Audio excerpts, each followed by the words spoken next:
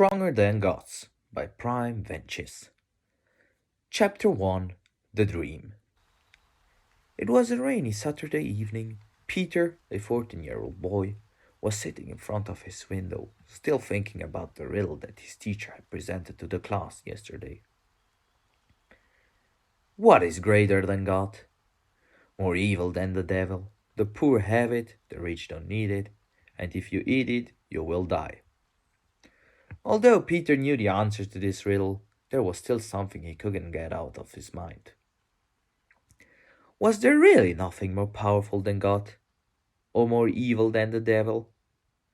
He just couldn't imagine it, and yet he couldn't think of anything. So he sat there for another 2 hours thinking about all kinds of scenarios, while you could hear the rain slowly pouring off the roofs. Suddenly Peter got tired and fell asleep. When Peter opened his eyes, he noticed that his black wardrobe was gone, and his desk was also gone. Where was he?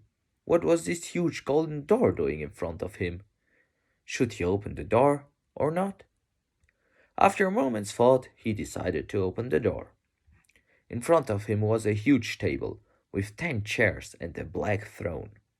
On each chair sat someone, but only one of these 10 beings looked like a human.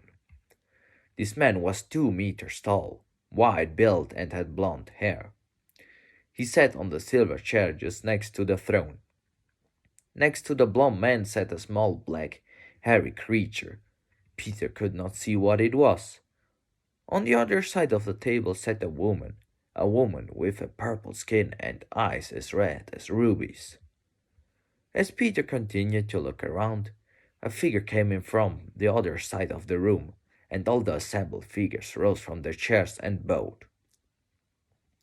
Although Peter tried to see the face of the creature, he could not recognize anything. Everything about the appearance of this being was blurred.